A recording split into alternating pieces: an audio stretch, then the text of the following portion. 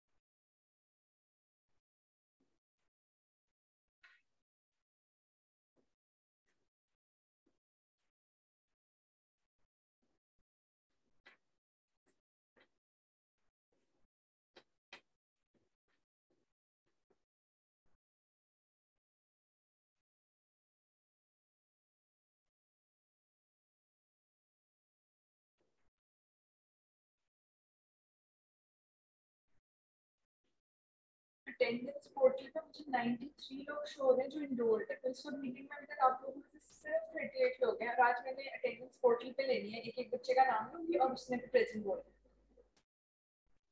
Okay ma'am. Okay ma'am.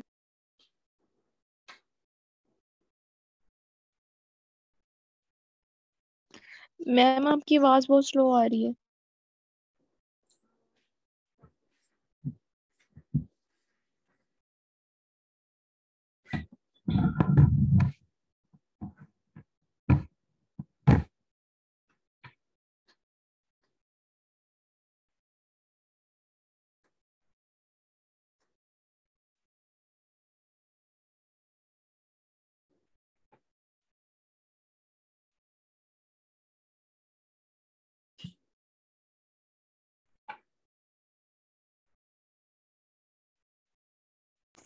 Ma'am आपका portal issue हो गया? एलएमएस वाला अभी तक नहीं सिस्टम हुआ, लेकिन ये वाला अटेंडेंस वाला हो गया। सिस्टम वो कहते हैं कि 1-2 दिन में आ जाएगा। आपका कंप्यूटर को एलएमएस उसी पे ओपन हो रहा था, उसी पे सारा आवाज अब ठीक आ रही है? मुझे समझ नहीं आ रही कि इशू क्या है। यस मैम अब आ रही है। यस मैम बिल्कुल सही आवाज आ रही है।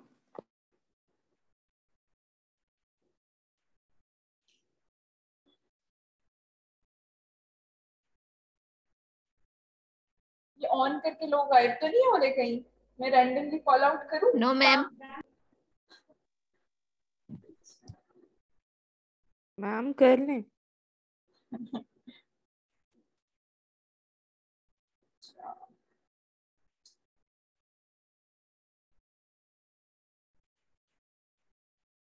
दाऊद, दाऊद।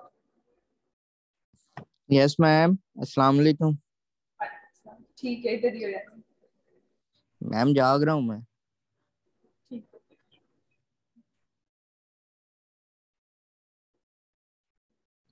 मैम पिछली सबकी प्रेजेंट लगाइएगा, पोर्टल इशू हो गया आपको। पिछली तो देखते हैं, आज देखती हूँ कितने लोग प्रेजेंट हैं। मुझे तो अभी तक यहाँ पे सिर्फ 45 लोग शो हो रहे हैं, और केस में जो उसमें जो एनरोल्ड है वो 95, 93 फोर्ट हो गए। आधी मैम स्ट्रेंथ। सर्दी बहुत है, सो रहे हैं सारे। दोपहर हो गई है, अभी सोने का टाइम तो नहीं है। मैं तो सुबह 8 बजे की आएंगी। मैम आप यूनिवर्सिटी में? मैम आहिस्ता आहिस्ता आएंगे ना अभी सब। हाँ, हम लोगों का तो ऑन है, मतलब हमने ऑन कैंपस आके क्लासेस में ली।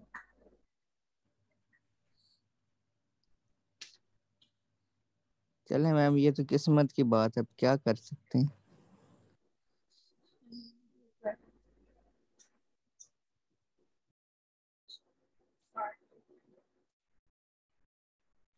मैम मैंने सुना है कि न्यू केसेस आ गए हैं, 13 केसेस लाहौर में, और लॉकडाउन का सोचा जा रहा है।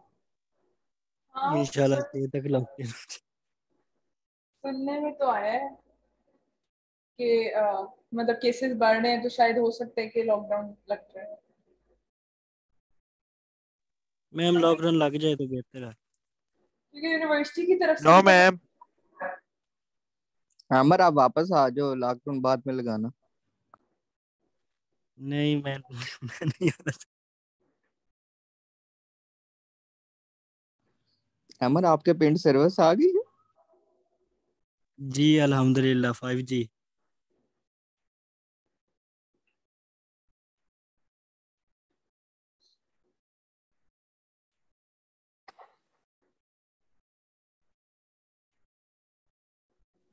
मैम हमारा क्विज कब है?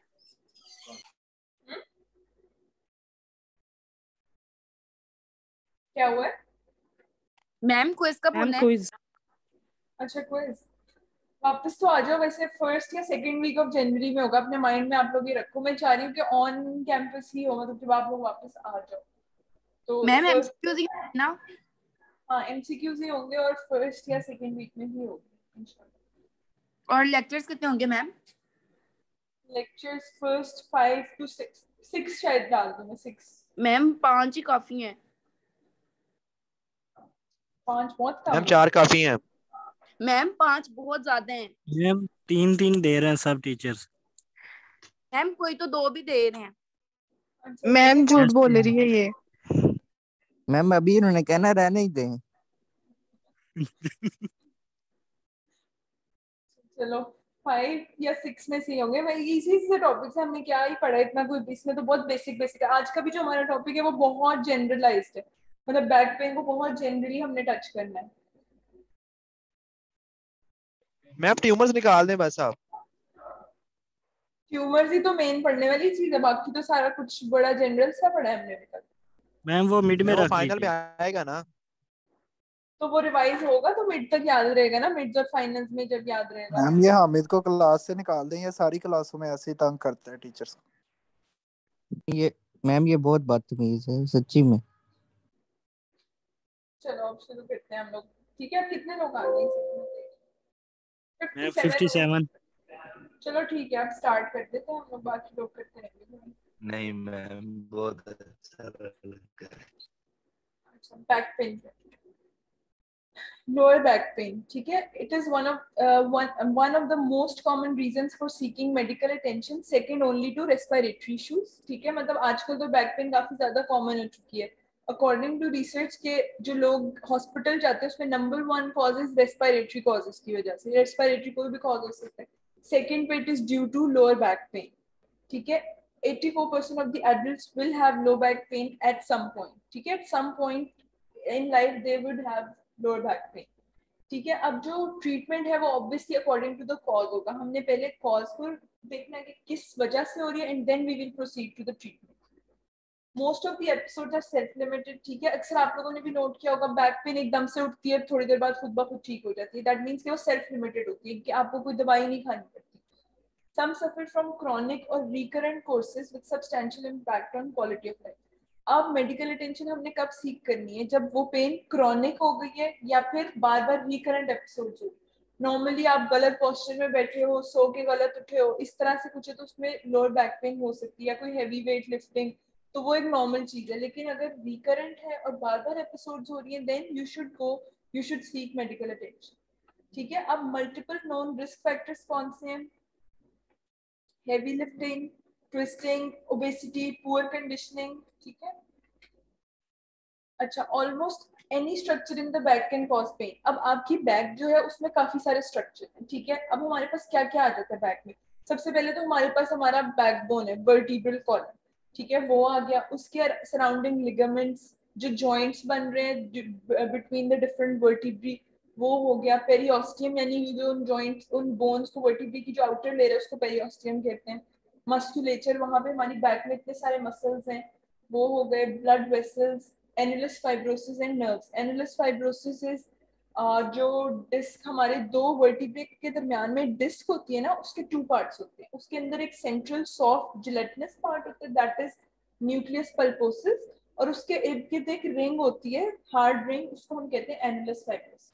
ठीक है, उसके अलावा अब जो मोस्ट कॉमनली अफेक्टेड क्या चीज होती है? Intervertebral disc and facet joints. ठीक है, मोस्ट कॉमनली अफेक्टेड जो दो वर्टिब्री के दरमियान में इंटरवर्टिब्रल डिस्क होती है, उसकी वजह से सबसे ज्यादा जो है पैथोलॉजी है हमारे पास लोअर बैक पेन की। ठीक है, और 85% of those cases with isolated low back pain do not have a clear localization। यानी अक्सर पेशेंट्स में एक क्लियर कट ऑफ पॉइंट नहीं होता कि मुझे इस पॉइंट में दर्द हो रही है, बहुत जनरलाइज सी बैक पेन होती है। ठीक है, इक्वली अफेक्टेड होते हैं इससे men and women, and age of onset जो है मोस्टली जरा एडल्ट एज में जाते हैं। ठीक है, 30 to 50 years। Causes of lower back pen, ये बहुत जनरल से कॉजेज लिखे हुए। डिस्कोजेनिक मींस डिस्क की कोई भी पैथोलॉजी। डिस्क क्या है? हमने बता दिया कि दो वर्टिब्री के दरमियान में जो है, that is the intervertebral disc. Inflammatory, कोई वहां पे इन्फ्लेमेशन हो रही है किसी भी वजह से, वो हो सकते हैं। सिंपल इंजरीज हो सकती हैं, कैंसर, ठीक है, या मेट्स। ज्यादातर वर्टिब्रल कॉलम में जो है मेटास्टेसिस ही आते हैं, प्रोस्टेट कैंसर से स्पेशली काफी मेट्स वहां पे जाते हैं। बोन डिजीज, कोई भी बोन डिजीज हो सकती है। बोन डिजीज हमने पढ़ी थी कि ऑस्टियोमलेशिया, पेजेट्स डिजीज, इस तरह करके कुछ भी हो सकता है। मैकेनिकल, कोई मैकेनिकल ट्रॉमा, इस तरह से कुछ आ जाएगा। Osteoporosis and failed back syndrome.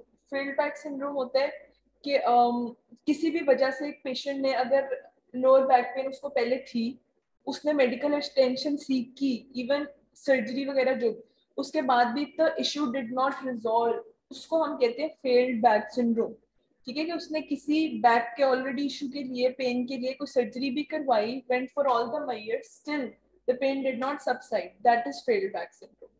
ठीक है, ये इसके जनरल से कॉज।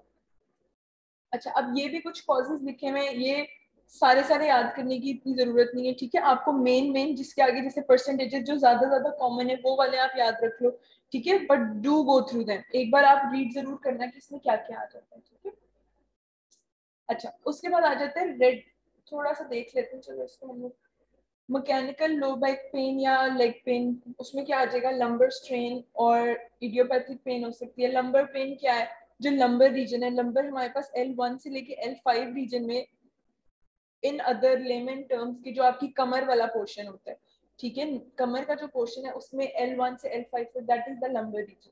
कोई डिजेनरेटिव प्रोसेस हो सकता है of the disc and facets, जो आपकी वर्टिब्री है उसकी एनाटॉमी अगर आपने पढ़ी हो तो उसमें जो बीच में डिस्क या उसकी जो फैसेट्स हैं जो आपस में ऊपर वाली और नीचे वाली वर्टिब्री के साथ जॉइंट्स बना रहे हैं, उसकी कोई डिजीज हो सकती है। हर्निएटेड डिस्क, हर्निएटेड डिस्क क्या है कि वो जो दो के दरमियान डिस्क है वो अपनी जगह से हिल रही है, हर्निएट होके पीछे पीछे जो कनाल है उसकी, जो वर्टिब्री के पीछे जो कनाल बनी है स्पाइनल कनाल, उसमें से हमारा स्पाइनल कॉर्ड गुजरता है।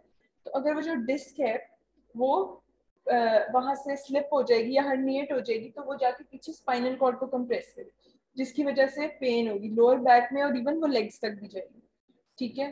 स्पाइनल स्टीनोसिस के वो जो स्पाइनल कनाल है किसी वजह से वो तंग हो गई है कनाल, उसका स्टीनोसिस हो गया, टाइटनिंग ऑफ द कनाल होगी तो उससे क्या होगा, स्पाइनल कॉर्ड जो अंदर से गुजर है कनाल के उस पर स्ट्रेन पड़ेगा, ठीक है। फिर ऑस्टियोपोरोसिस, स्पॉन्डाइलोलिथियसिस हो सकता है, traumatic fractures, congenital disease, kyphosis, scoliosis, ये दोनों वो डिजीज हैं, ये कर्व वर्टिब्रे की जो वर्टिब्रल कॉलम है उसका एक कर्व होता है, उसका डिफरेंस है, ठीक है। ये मैं भी आपको पिक्चर दिखाऊंगी तो उससे आपको आइडिया हो जाएगा, ठीक है। बाकी भी इस तरह से जनरल सा एक ओवरव्यू है, ठीक है, आपने इसको रीड करना है।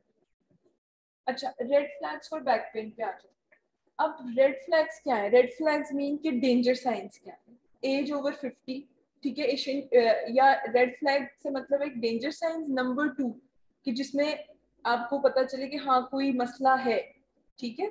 उसमें क्या हो सकता है, एज ओवर 50 पेशेंट की एज है, जब जैसे जैसे एज बढ़ती है बोन की जो है ऑस्टियोपोरोसिस, सिनाइल ऑस्टियोपोरोसिस उसको कहते हैं, कि नॉर्मली भी बोन की जो है मिनरलाइजेशन कम हो जाती है, बोन्स जो है रिसॉर्ट होना शुरू हो जाती है, ठीक है। उसके अलावा फिर unexplained weight loss, weight loss है तो इसका मतलब है तो मेलिग्नेंसी है, क्योंकि वेट लॉस मेलिग्नेंसी में होती है। हिस्ट्री ऑफ कैंसर, पहले किसी कैंसर की हिस्ट्री है। परसिस्टेंट फीवर या रिकरेंट बैक्टीरियल इन्फेक्शन, पेशेंट का फीवर नहीं सेटल हो रहा, इसका क्या मतलब है, कोई अंडरलाइन इन्फेक्शन चल रहा है। History of IV drug abuse, ठीक है। इम्यूनो कॉम्प्रोमाइज्ड हो सकता है पेशेंट, यूरिनरी और स्टूल इनकॉन्टिनेंस या यूरिनरी रिटेंशन। अब हमारे पास जो स्पाइनल कॉर्ड है ना वो at the level of L1 जो वर्टिब्रे उसकी लेवल पे जाके स्पाइनल कॉर्ड खत्म हो जाता है, ठीक है। उसके बाद जो नर्व्स हैं वो नीचे ऐसे ही कंटिन्यू करती हैं, उसको हम कॉर्डा इक्वाइना या कॉनस मेडुलरिस के नाम से कहते हैं, ठीक है। तो अगर वहां पे कोई कंप्रेशन होगी तो वहां से जो नर्व्स हैं उन्होंने ही निकल के आपके ब्लैडर, रेक्टम, लेग्स वहां जाना होता है, ठीक है। अगर वहां पे कोई कंप्रेशन होगी जिधर स्पाइनल कॉर्ड एंड हो रहा है बिल्कुल उस जगह पे या उससे इवन ऊपर भी, तो आपकी ब्लैडर, यूरिनरी इनकॉन्टिनेंस हो सकती है, यानी ब्लैडर थोड़ा सा भी फिल होगा तो वो ड्रिबलिंग शुरू हो जाएगी, रेक्टल इनकॉन्टिनेंस हो सकती है, ठीक है। वो सारा कुछ हो सकता है। उसके अलावा ट्रॉमा या न्यूरोलॉजिक डेफिसिट या वीकनेस, ठीक है। अगर एक पेशेंट को साथ साथ टिंगलिंग है या उसको मूवमेंट में प्रॉब्लम हो रही है, इसका मतलब है that is a red flag, ठीक है, कि you need to find out the cause as quickly as possible and treat it. अब बैक पेन के जो मेजर कॉजेज है ना उनको डिवाइड किया हुआ इनटू 8 सब कैटेगरीज। एक है due to some serious disease, number 2 inflammatory, number 3 infectious, number 4 is disc diseases, number 5 mechanical, number 6 soft tissue problem, psychogenic and non specific, ठीक है। ये अब हम बारी बारी इनको लेके चलेंगे। Back pain due to some serious disease, अब क्या है उसमें क्या क्या आ जाता है। Number 1 primary bone tumour, the vertebral column itself, वहां पे भी तो बोन ट्यूमर हमने पढ़ा था ना, एक ट्यूमर था जो हमारे एक्सियल स्केलेटन को अफेक्ट कर रहा था, ठीक है। उस तरह से हो सकता है primary bone tumour. Number 2 secondary bone tumour, secondary means कि कहीं और का ट्यूमर था, मेटास्टेसाइज करके वर्टिब्री तक आ गया। 3 सीवियर ऑस्टियोपोरोसिस, ठीक है, उस एरिया में ऑस्टियोपोरोसिस हो रहा है, यानी बोन मिनरलाइजेशन नहीं सही हो रही, बोन रिसॉर्प्शन ज्यादा हो रहा है। पेजेट्स डिजीज, ऑस्टियोमलेशिया, ठीक है। ऑस्टियोमलेशिया क्या था, विटामिन डी की डेफिशिएंसी थी इन एडल्ट्स। अब मेटास्टेटिक कैंसर कौन से हैं जो बोन्स में जाते हैं ज्यादा, ठीक है, उसके लिए आपने याद रखना है पीबी केटल के नाम से, ठीक है, पीबी ब्लड केटल के नाम से, ये निमोनिक है, just so you can remember. Number 1 most common is prostate, ठीक है, प्रोस्टेट से जो है बहुत कॉमनली जाते हैं। क्यों? क्योंकि प्रोस्टेट को जो वीनस ड्रेनेज है ना वो पीछे पीछे उसके स्पाइन के साथ साथ चल रहा होता है, ठीक है, जो प्रोस्टेट से वेन्स ड्रेन करती है वो ऊपर जाती है तो वो स्पाइन के साथ साथ गुजरती है, इसलिए prostate cancer can easily spread to the vertebral column. उसके बाद breast, then kidney, thyroid and lung, ठीक है, ये आपने याद रखना है। मैम ये पिछला वाला रिपीट करिएगा। कैंसर्स कौन कौन से मेटास्टेसाइज करते हैं? Yes ma'am. अच्छा, इसमें आपने बस एक निमोनिक याद रखना है, लेड केटल, लेड का साइन होता है ना पीबी जो हमने पीरियोडिक टेबल में पढ़ा था उससे, और केटीएल केटल, आपको पता, बस ये नाम पता होना चाहिए कहाँ कहाँ से जाते हैं। नंबर 1 इज प्रोस्टेट, सबसे कॉमनली जो है प्रोस्टेट कैंसर मेटास्टेसाइज करता है to the vertebral column, then B for breast, then K kidney, thyroid and lung, ठीक है, और प्रोस्टेट का इसलिए इतना कॉमन है क्योंकि प्रोस्टेट का जो वीनस ड्रेनेज है वो बिल्कुल स्पाइनल कॉर्ड के साथ साथ जा रही होती है दोनों वेन्स, ठीक है, उसके थ्रू हो जाता है, इसलिए वो बहुत इजीली स्प्रेड कर जाता है to the vertebral column. Inflammatory back pain, यानी कोई इन्फ्लेमेटरी डिजीज चल रही है, उसमें क्या क्या आ जाता है? Rheumatoid arthritis, ankylosing spondylitis, almost same चीज है। रियोमेटॉइड आर्थराइटिस हमने पढ़ा था कि इन्फ्लेमेटरी प्रोसेस है, जॉइंट्स में होता है, ठीक है, ज्यादातर वो है, हमने पढ़ा था small joints of hands, wrist, इस तरह से होते हैं, लेकिन it can affect the vertebral column as well.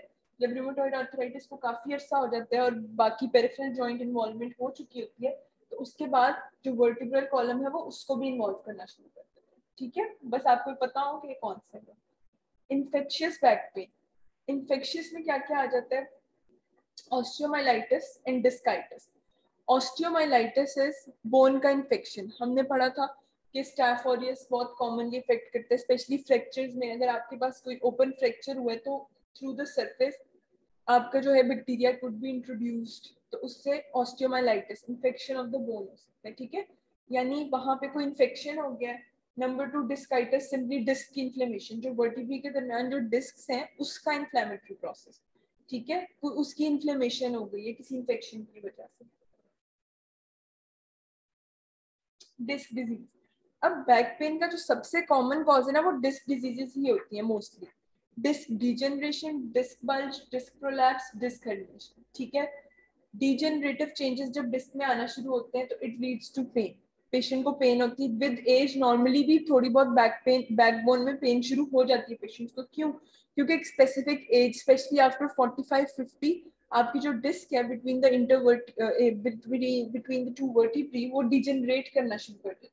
अब जब वो डिजेनरेट हो रही होती है तो जो दो वर्टिब्री है उनके दरमियान जो कुशन था वो खत्म हो रहा है, तो वो आपस में उनकी फ्रिक्शन प्रोड्यूस होना शुरू हो जाती है, उसकी वजह से इट लीड्स टू पेन।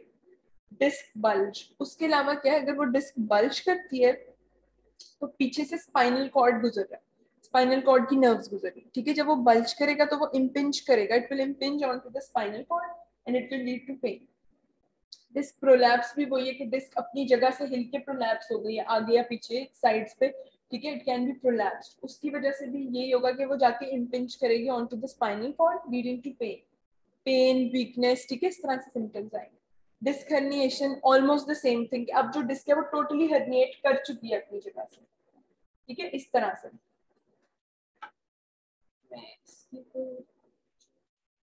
हाँ, ठीक है, अब ये देखो, ये नॉर्मल आपकी वर्टिब्री है, ठीक है, ये जो कनाल बनती है ना यहाँ पे, इसके अंदर से गुजरना होता है स्पाइनल कॉर्ड, इसके अंदर से, ठीक है, और ये अब ये जो बीच में दो वर्टिब्री के दरमियान एक डिस्क पड़ी होती है, अब जब वो डिस्क इस तरह से करके हर्निएट करेगी तो यहाँ से जो स्पाइनल कॉर्ड गुजरेगी उसमें पुश करेगी, it impinges onto the spinal cord और फिर it will lead to pain, ठीक है,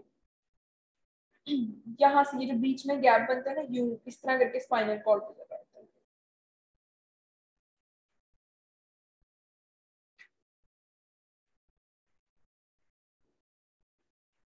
मैम हर्निएशन से वो गैप रिमूव हो जाएगा? क्या हुआ? हर्निएशन से ये जो गैप कह रही हैं आप, ये स्पेस फिल हो जाएगी?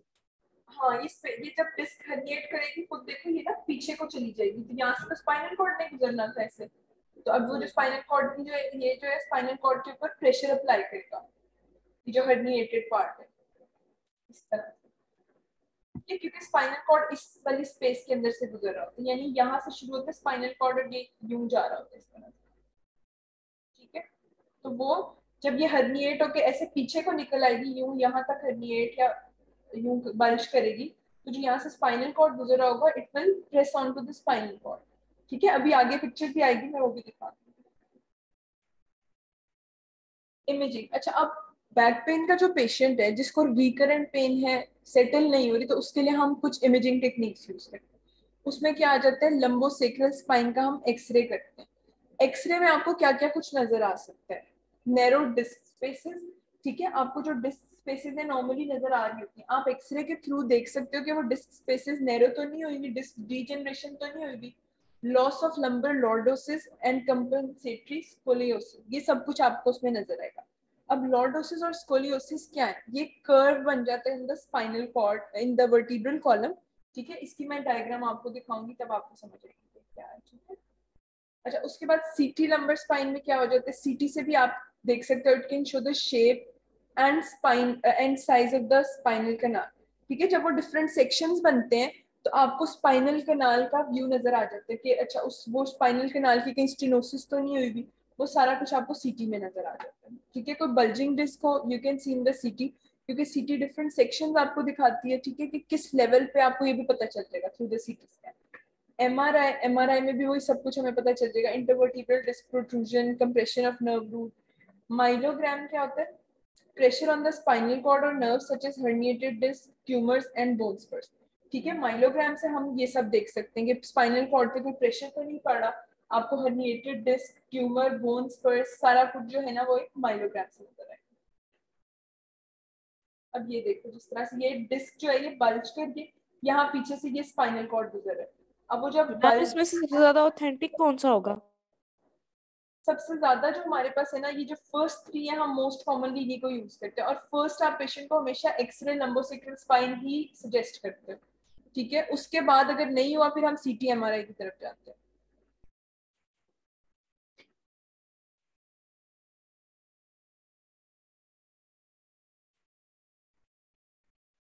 ठीक है, अच्छा अब इस पिक्चर में देखो कि आपको ये जो है प्रोट्रूजन ऑफ द डिस्क नजर आ रही है, स्पाइनल कॉर्ड के ऊपर इम्पिंज करके।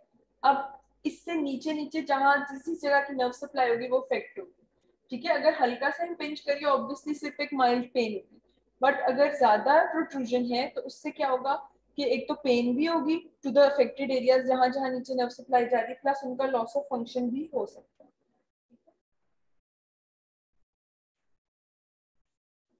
अच्छा अब माइलोग्राम बेसिकली क्या होता है, इसमें हम लोग ये करते हैं कि जो एक आप पेशेंट को ना हम कॉन्ट्रास्ट डाई देते हैं और उसके बाद उसका सीटी करते हैं, ठीक है। तो जो डाई देने के बाद सीटी स्कैन से जो आपको इमेजेस मिलेंगे उसको हम कहते हैं माइलोग्राम।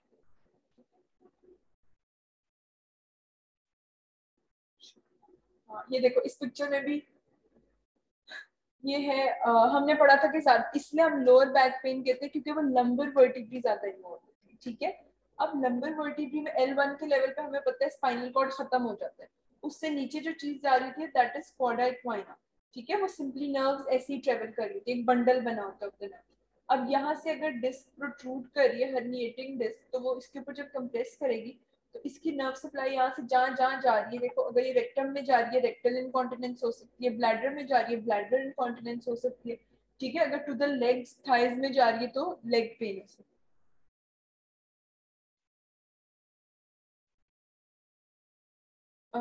फिर आ जाता है cauda equina syndrome.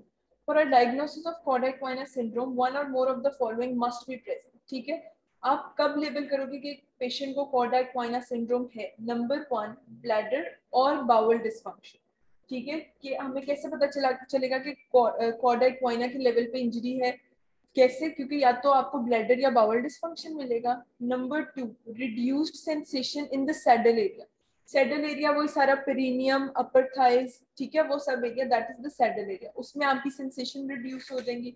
Number 3 sexual dysfunction with possible neurologic deficit in the lower limbs, ठीक है।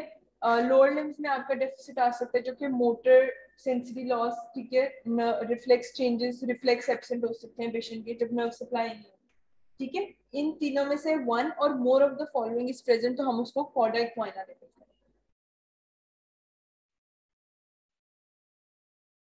देन आ जाती है मैकेनिकल प्रॉब्लम्स। अब मैकेनिकल प्रॉब्लम्स में आप देखो, मैकेनिकल मींस कि कोई ऐसी चीज होगी जो कि उस स्पाइनल कॉर्ड को कंप्रेस करेगी, जिसमें क्या क्या आ जाए, ऑस्टियोआर्थराइटिस।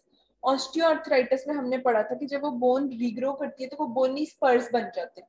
अब जब वो बोनी स्पर्स बनेंगे वो जाके पीछे को स्पाइनल कॉर्ड पे इम्पिंज करेंगे, ठीक है। उसके अलावा स्पाइनल स्टीनोसिस, किसी भी वजह से स्पाइनल कैनाल की टाइटनिंग हो रही है तो वो उसमें क्या, उसमें कुछ भी आ सकता है, उसमें बोनी ऑस्टियोपेट्रोसिस आ सकता है। ऑस्टियोपेट्रोसिस में हमने क्या पढ़ा था कि बोन रिसॉर्ब नहीं हो रही, बोन का साइज इंक्रीज करता जा रहा है, तो वो बोन इतनी बढ़ गई है कि वो जो कनाल है वो इटसेल्फ टाइट होना शुरू हो गया, दैट इज स्पाइनल स्टीनोसिस, ठीक है। उसके बाद आपके पास आ जाता है स्पॉन्डाइलोलिस्थेसिस, ठीक है। ये क्या है ये मैं आगे आपको बताऊंगी, ठीक है, आगे है स्लाइड। स्पॉन्डाइलोसिस कंप्रेशन फ्रैक्चर, कोई सिंपल कंप्रेशन फ्रैक्चर हो सकता है, and radiculopathy that is sciatica। अब रेडिकुलोपैथी क्या होती है? It is a condition due to a compressed nerve in the spine that can cause pain, numbness, tingling, weakness along the course of the nerve. Radiculopathy simply means कि वहां से कोई nerve गुजर रही थी और उसकी कंप्रेशन।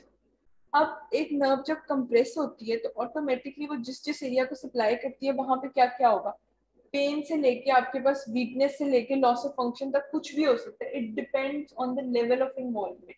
कभी कभी सिंपली हल्की सी पेन, नमनेस, टिंगलिंग होगी, कभी कभी लॉस ऑफ फंक्शन भी हो सकता है अगर ज्यादा इन्वॉल्वमेंट, ठीक है। It can occur in any part of the spine but is most common in the lower back and in the neck, ठीक है। बैक और नेक पे ज्यादा होता है। अभी तक समझ आ रही है? असल में थोड़ा सा बहुत जनरल सा टॉपिक है, ठीक है। कुछ ना समझ आए तो आपने बताना है। Okay ma'am.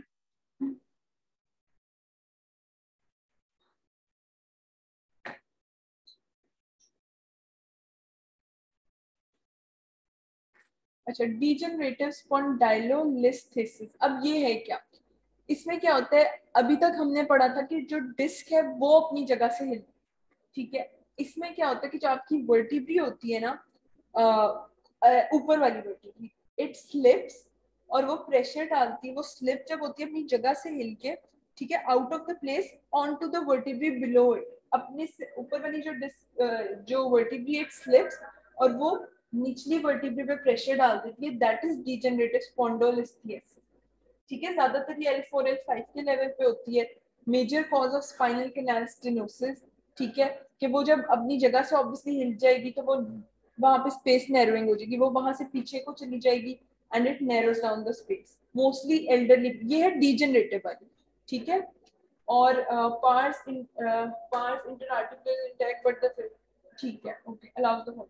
अच्छा, अब जो है ना स्पॉन्डिलोलिस्थेसिस नॉर्मली इज कि वो जो ऊपर वाली डिस्क है वो स्लिप होके नीचे वाली डिस्क पे जाएगी, ठीक है। अब लेकिन अगर जब हम डीजनरेटिव की बात करेंगे तो वो ऑब्वियसली एज रिलेटेड है, ठीक है।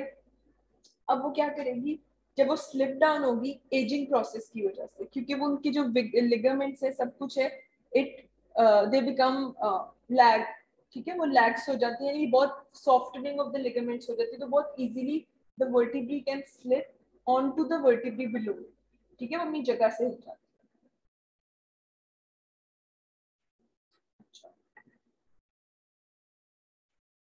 यहाँ पे देखो एक उन्होंने डिस्क डीजनरेशन दिखाई है कि नॉर्मली देखो disc should be of this size and बिल्कुल डीजनरेट होकर एक छोटा सा वो रहेगा, तो यहाँ पे फ्रिक्शन होगी उसकी वजह से पेन।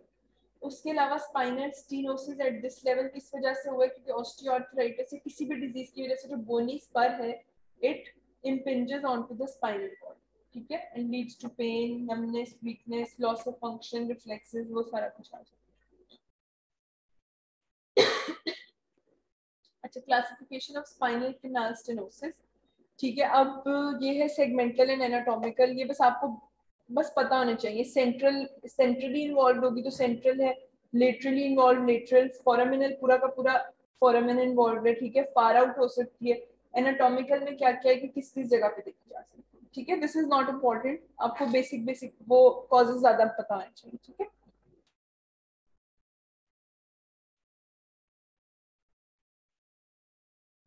अच्छा, अब जब हम स्पाइनल स्टीनोसिस की बात करते हैं तो उसमें आ जाता है न्यूरोजेनिक क्लॉडिकेशन। न्यूरोजेनिक क्लॉडिकेशन का क्या मतलब है? हाँ जी, कर।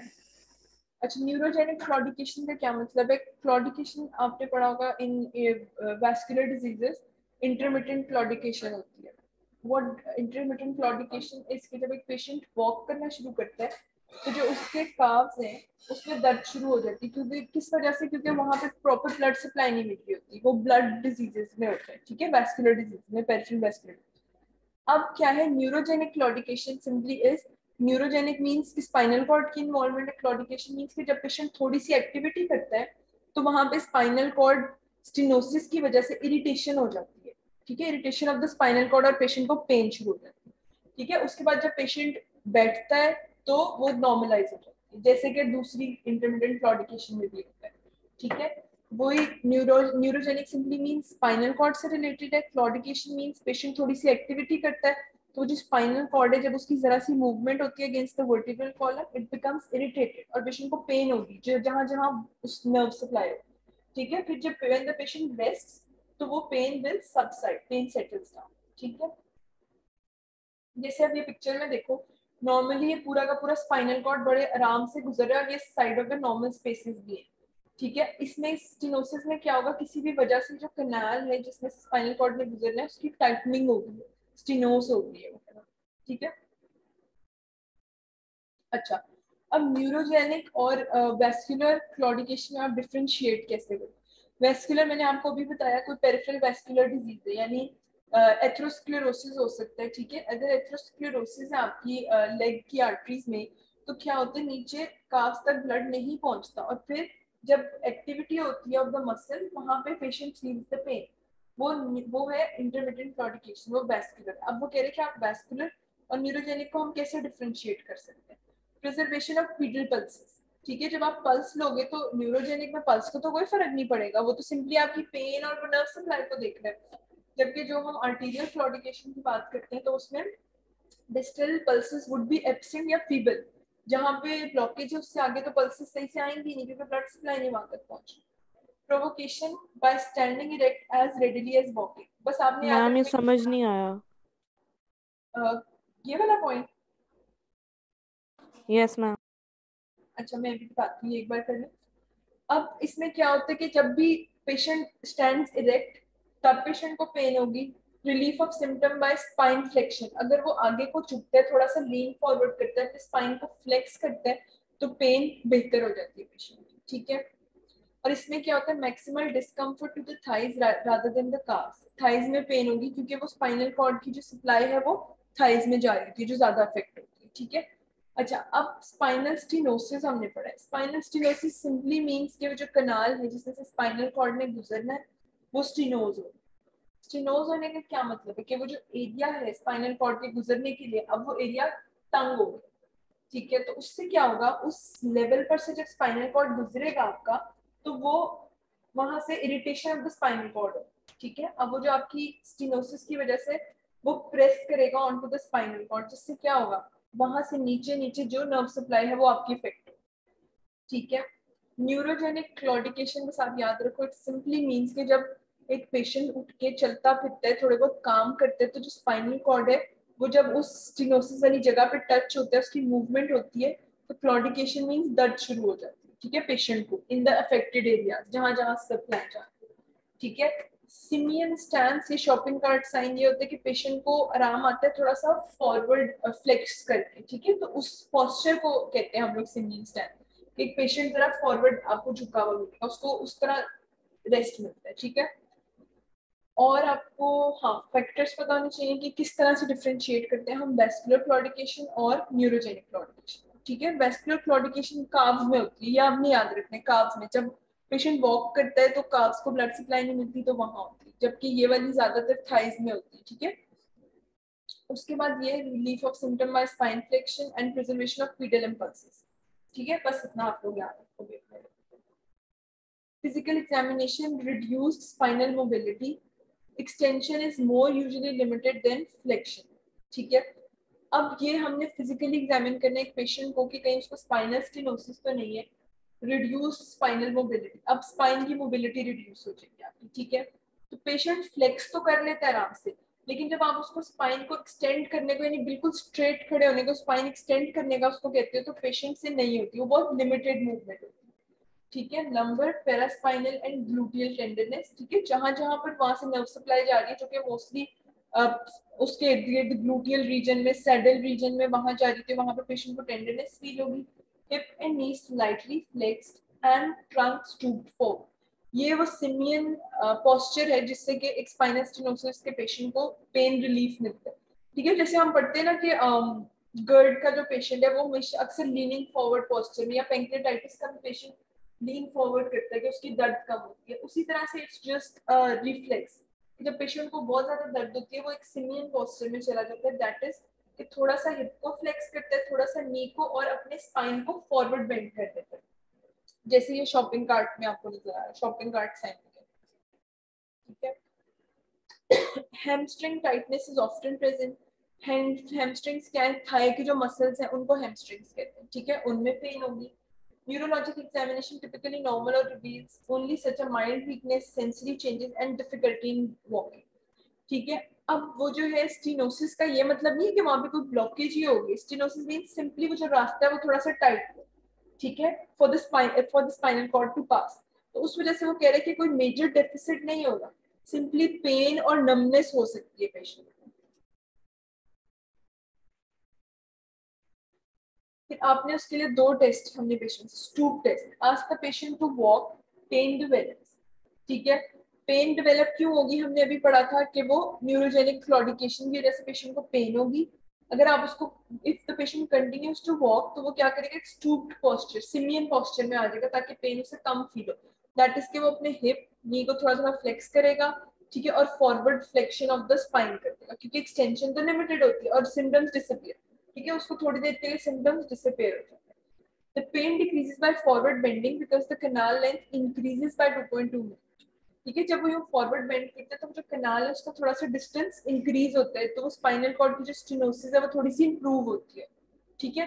फिर जैसे ही वो वापस अपने नॉर्मल पोस्चर में आता है एक्सटेंशन में, तो वो दोबारा से स्टेनोसिस की वजह से वो जो स्टेनोसिस है वो impinges on to the spinal cord और पेशेंट को सिम्टम्स डेवलप होना, ठीक है।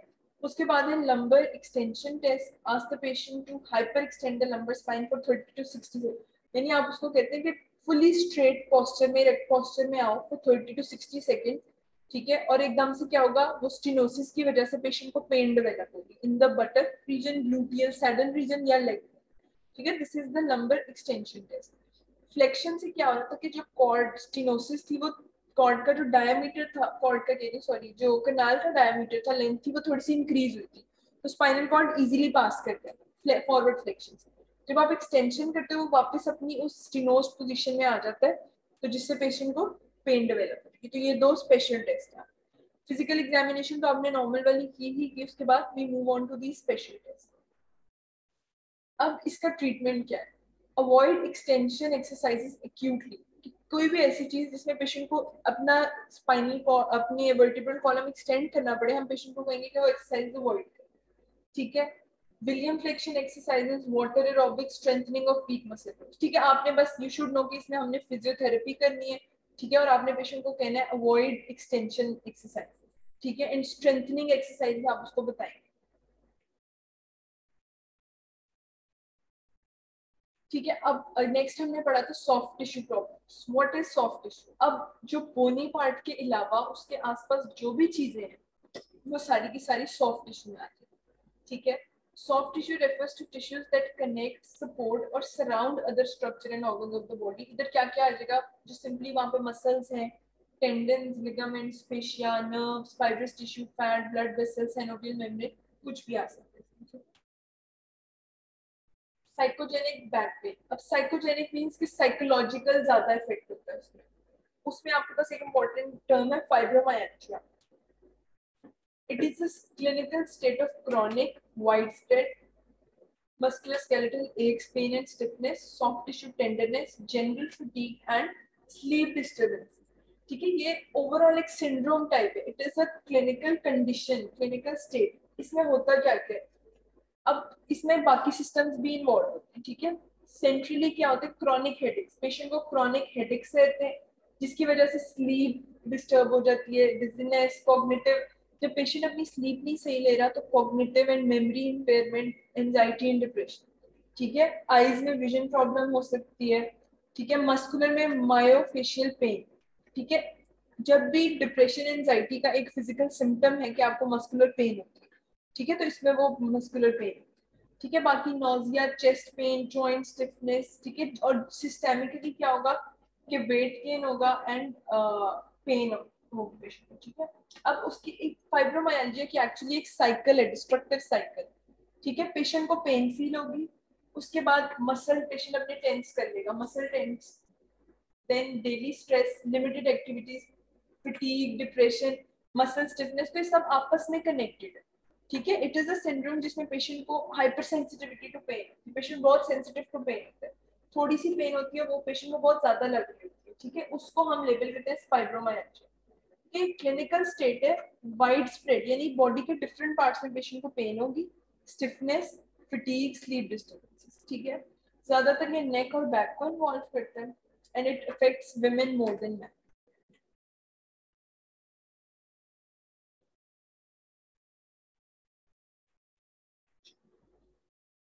अब डायग्नोसिस जब हमने करना होगा, एक तो आप पेशेंट से साइंस एंड सिम्टम्स सारे पूछ लिए, ये सारे सिम्टम्स हमने पेशेंट से पूछ लिए, ठीक है। उसके अलावा जब पेशेंट फाइब्रोमाइल्जिया का जो पेशेंट है उसके 11 से 18 टेंडर पॉइंट्स हैं, ठीक है, वो लिखा हुआ है कि किस किस जगह पे टेंडर पॉइंट्स हैं, हमने वहां पे टेंडरनेस चेक करनी है। जब आप उस पॉइंट को टच करोगे तो पेशेंट को वहां पे पेन फील होगी, तो इसीलिए उनको टेंडर पॉइंट्स का, ठीक है। ये ज्यादा हमने बताया कि नेक, शोल्डर्स और बैक पे ज्यादा होंगे आपके टेंडर पॉइंट्स, ठीक है।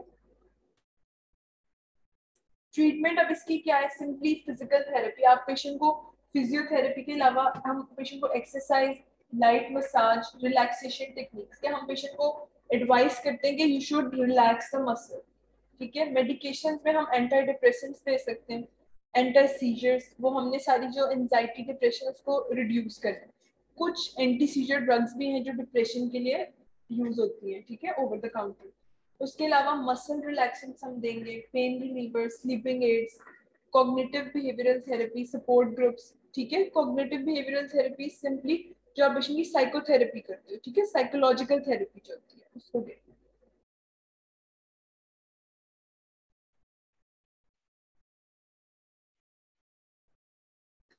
अच्छा, उसके अलावा ये, ठीक है, तो MRI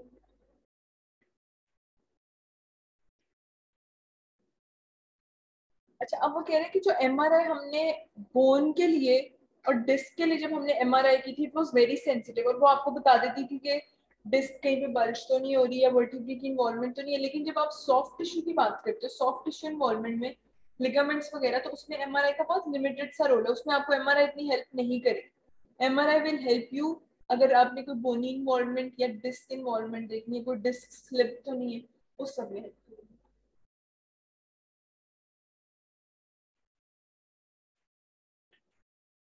अच्छा, अब लोअर बैक पेन की मैनेजमेंट क्या है। नंबर 1, आपने पेशेंट को वही फिजियोथेरेपी एडवाइस करनी है। नंबर 2, रेगुलर एक्सरसाइजेस, ठीक है। फिर उसके बाद हम आ जाते हैं मेडिकेशन पे। अब मेडिकेशन में आपने क्या देना है, अब पेन के लिए हम क्या देते हैं, एनसेड्स देते हैं। आपने पेशेंट को हमने एनसेड्स देने हैं, देन मसल रिलैक्सेंट्स आप दे सकते हो, ठीक है। ओपियोइड्स बहुत कॉमनली अनकॉमनली यूज होते हैं, क्योंकि ओपियोइड्स जो हैं वो पेशेंट को रेस्पिरेटरी डिप्रेशन भी कराते हैं, CNS डिप्रेशन भी कराते हैं, ठीक है। तो वो ऑलरेडी पेशेंट कॉग्निटिवली इम्पेयर्ड है, ठीक है। तो हमने क्या करना है कि हम पेशेंट को वो अवॉइड करते हैं कि हम ओपियोइड्स। उसके अलावा क्रॉनिक है तो TCS हमने ट्राइसाइक्लिक एंटी डिप्रेसेंट्स देने, ठीक है, क्योंकि उनका रोल है, ठीक है। सिलेक्टिव सेरोटोनिन रीअपटेक इनहिबिटर्स वाले जो एंटी डिप्रेसेंट्स हैं उनका अभी तक there has been no research, तो वो नहीं देने, आपने TCS हम दे सकते हैं, ठीक है। उसके अलावा APAP सिंपली एक डिवाइस होती है जो पेशेंट को हेल्प करती है टू ब्रीथ बेटर, ठीक है, कि कहीं उसको स्लीप एपनिया तो नहीं है, स्लीप डिस्टर्बेंस इस वजह से तो नहीं है। स्लीप एपनिया में क्या होता है कि पेशेंट जो है रात के टाइम पे उसकी ब्रीथिंग जो है वो अफेक्ट होती है और पेशेंट की नींद नहीं पूरी होती। क्यों? क्योंकि रात के टाइम जब टॉन्सिल्स या किसी भी वजह से आपका जो है एयरवे ब्लॉक हो जाता है, तो जो oxygen delivery to the tissues है वो कम हो जाती है और पेशेंट की नींद नहीं सही पूरी होती। ठीक है, तो हम एपैप का भी एक ट्रायल दे देते हैं पेशेंट को। ठीक है, एक्यूपंक्चर क्या है? अक्यूट लो बैक पेन में हमने नहीं देना, क्योंकि अक्यूट का क्या मतलब है कि कोई भी पैथोलॉजी हो सकती है, उसमें आप एक्यूपंक्चर की तरफ नहीं जाओ। ठीक है, it has been found to be more effective than no treatment for short term pain relief in chronic low back pain. ठीक है, क्रॉनिक पेन में इसका रोल, अक्यूटली हमने नहीं देना, एक तो इसका रोल भी नहीं है, नंबर 2 अक्यूटली कोई भी पैथोलॉजी हो सकती है, तो हमें फॉरन we should move towards x-ray और एमआरआई के देखने के लिए कि कहीं जितनी जल्दी पिकअप हो जाएगा, स्टेनोसिस हो गया कुछ भी, उतना कम नर्व डेफिसिट प्रोड्यूस होगा। ठीक है, जितनी जल्दी उसको कॉज को ट्रीट कर दिया जाएगा उतना ही कम नुकसान होगा। ठीक है, it is an accepted treatment in the California workers compensation system. ठीक है, if successful treatment trial treated is not ठीक है।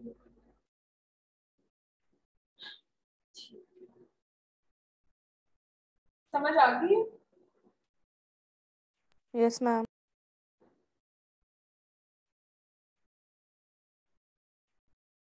अच्छा, एक्यूपंक्चर होता क्या है? वो आपने मूवीज में अक्सर देखा होगा, वो नीडल्स जो होते हैं, जहां जहां टेंडर पॉइंट्स होते हैं वहां पे वो नीडल्स थोड़ी थोड़ी इंसर्ट करते हैं, दैट इज एक्यूपंक्चर। के अभी तक इस पे कोई प्रॉपर रिसर्च नहीं है इतनी ज्यादा, लेकिन उससे अपेरेंटली जो दर्द है वो पेशेंट की कम हो जाती है। ठीक है, फाइब्रोमाइल्जिया और पेन के लिए वो यूज होता है फॉर ट्रीटिंग क्रॉनिक पेन। ठीक है, acupuncture needles at the tender points जो होते हैं बॉडी के, उस पर।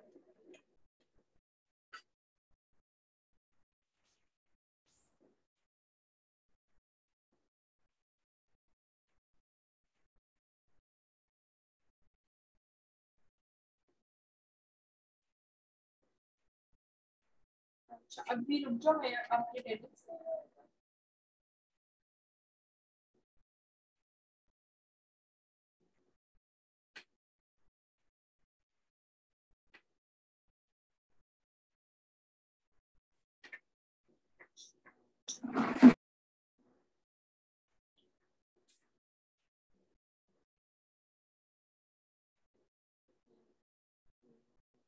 93 इनरोल करते हैं।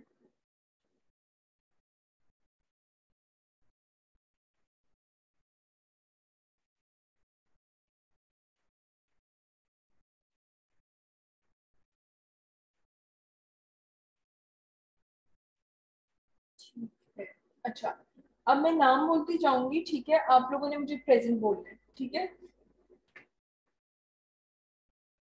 सबको समझ आ गई है किस तरह से होगा? Yes ma'am. Yes yes ma'am. Ma'am. ठीक है, अच्छा,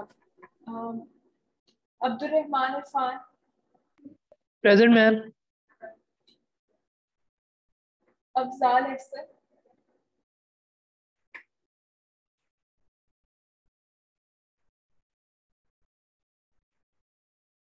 नहीं है, आयमा या,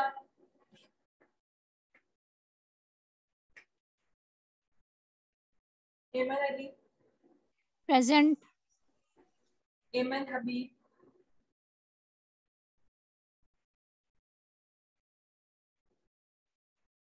एमन हबीब,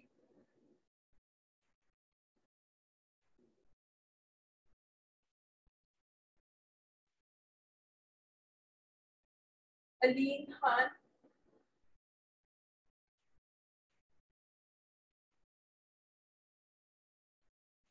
Alia Shahbaz, present ma'am. Ala Nawaz, yes ma'am. Amania Tahir, ma'am Aiman Habib present. Amreen,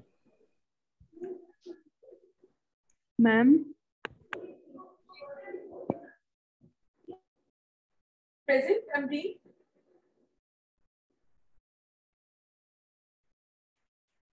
Amreen Ashraf, Amir Hamza Khan,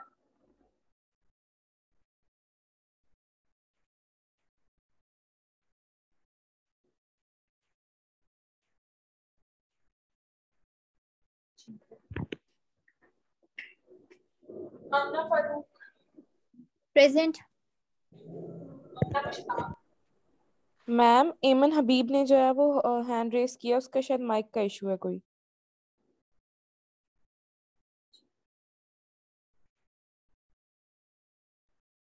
आमना मुश्ताक,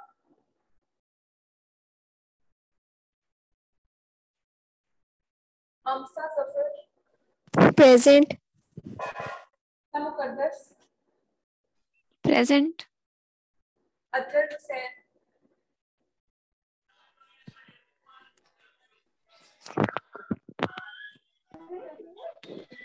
अभी रीड ना करना क्योंकि फिर वो Athar Iqbal, present. Ayesha, present. Ayesha Hasan, present. Akshay Imtiaz, present ma'am. Ayesha Nasir,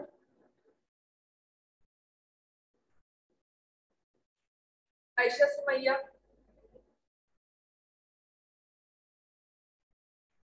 Dawood, present ma'am. मेरे प्रेजेंट हो गए। Dua Khan,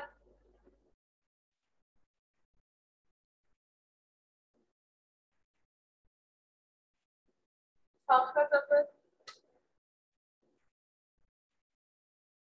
Fariha Fatima, present. Rania Khan, present ma'am. Hafiz Mohammad Salman Khan, present. Hajra Tahir, present ma'am. Hina Khalid, present ma'am. Hira Mehboob, present.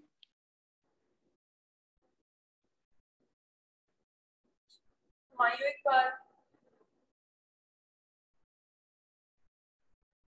Ifsa Idrees, ma'am उसका इंटरनेट चला गया है। क्लास में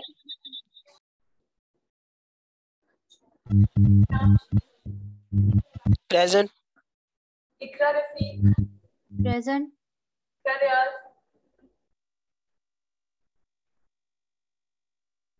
Iram Shahzadi, Isma, present.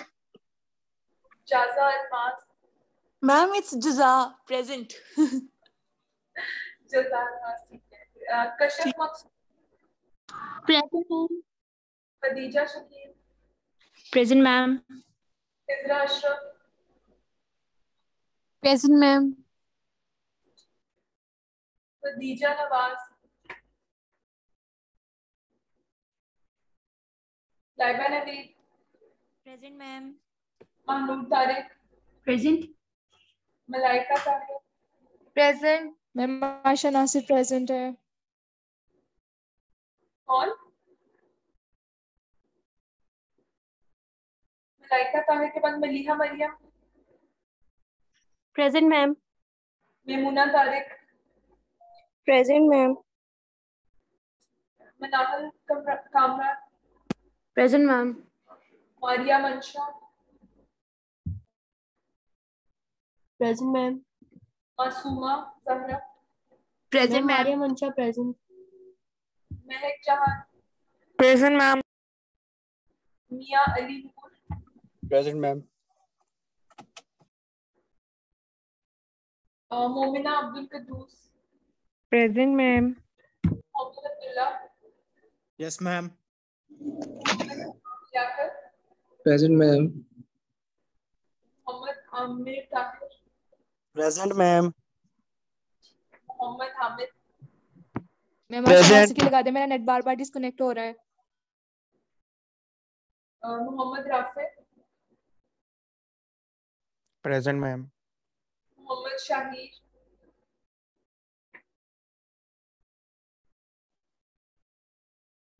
Mohammad Usman, present ma'am. Muqaddas Abdul हक,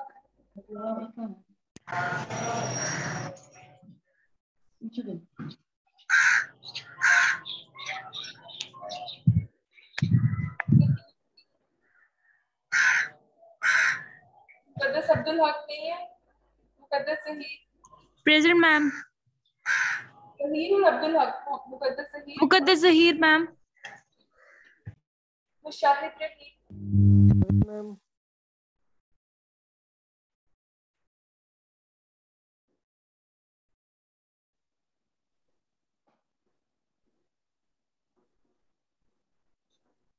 और नादिर हुसैन,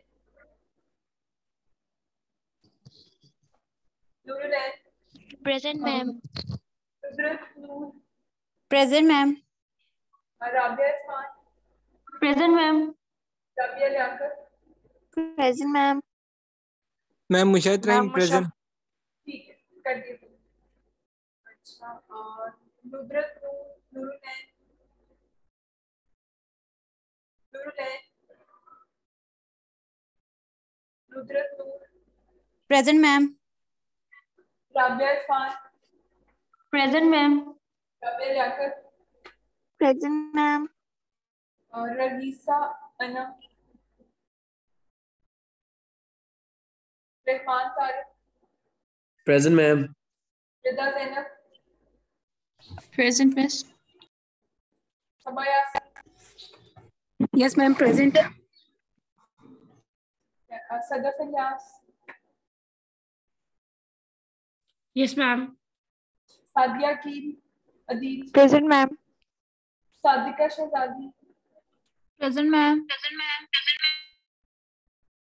सफा नूर, Present. सना हबीब। Present. चलो जिनकी हो गई है बेशक दे कैन दी, अटेंडेंस हो गई है ना जिनकी वो लीव कर सकते हैं। सना हबीब हो गई, सना खालिद, Present, ma'am. मैम आप लेक्चर कहाँ पे अपलोड करेंगे? एलएमएस तो अभी आपको नहीं अलॉट हुआ। मैं इसका लिंक आप लोगों को भेज दूंगी ना और अपने पास डाउनलोड करके रख लूंगी 8 डेज तक, तो आप लोग ये देख सकते हो। उसके बाद तब तक एलएमएस उससे पहले ही ओके भर मैम। दे। ठीक है सारा और अनवर, मैम लेक्चर भी मेल कर दिएगा। ठीक है Sara Anwar, Present. Sehar Nadeem, Present, ma'am. Simam Butt, Present. Sumbal Mushtaq, Present, ma'am. Sarita Zahra, Present, ma'am. how do you pronounce your name?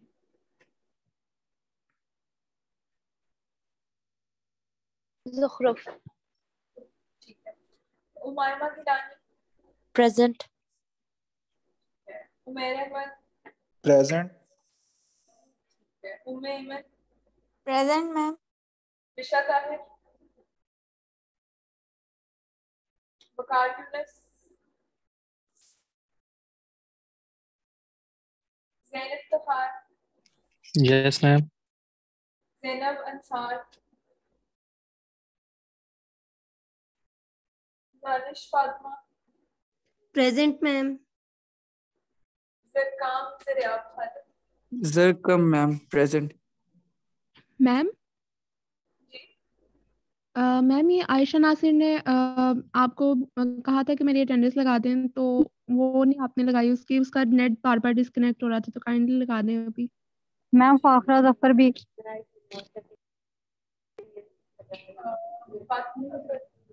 Fakhra Zafar ma'am.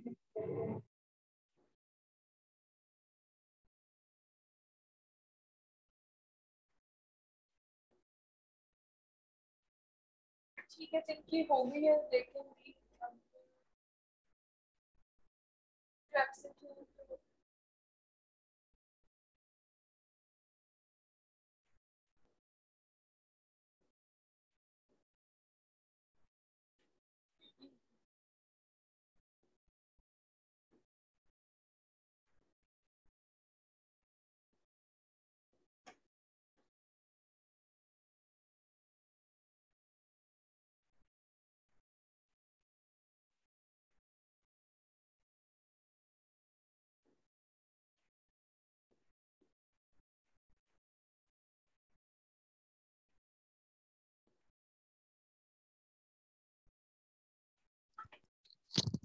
ठीक है ये Excuse me, वैसे हाँ जी मैम आपने मेरी एब्सेंट मार्क की है नूरुलैन।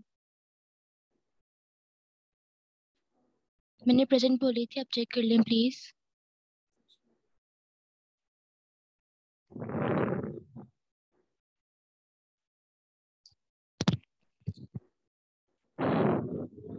कर दिए ठीक है। Okay ma'am, thank you.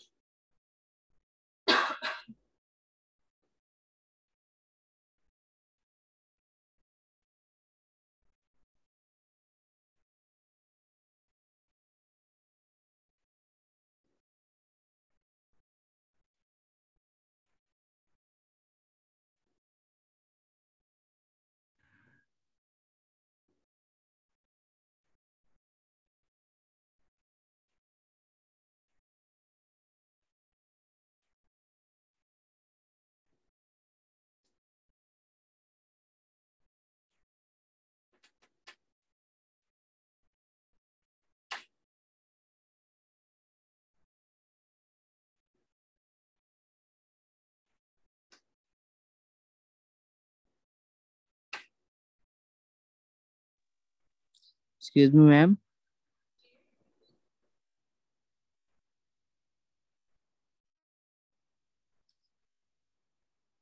हाँ जी मैम ये आप लिंक मेल नहीं करती? मेल असल में मेरे पास सिर्फ दो बच्चों की, एक हामिद की मेरे पास है और उसकी है महक की है, तो उन्हीं दोनों को मैं फिर मेल कर दूँ कि वो लोग आगे आप लोगों को फॉरवर्ड करें। ठीक है, जब तक एलएमएस वाला वो अभी तक मुझे सिस्टम ही नहीं मिला, फिर पोर्टल वाला मुझे एक्टिवेट हो गया तो मैंने इसके आज पर अटेंडेंस ले ली है, तो लिंक मैं आपको भेज दूंगी, वो 8 to 10 डेज तक तो चलेगा नहीं। ठीक है, उसके बाद मिलेगी तब तक तो ऑब्वियसली एलएमएस भी आ जाएगा, फिर मैं उस पर अपलोड कर दूंगी। चले मैम, ठीक हो गया। मैम ये ग्रुप बना हुआ है कोई? हामिद,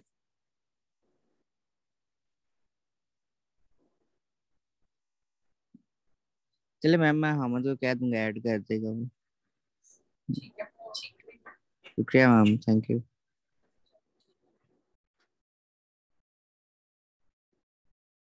ओके क्लास, अल्लाह हाफिज़, I am ending this meeting.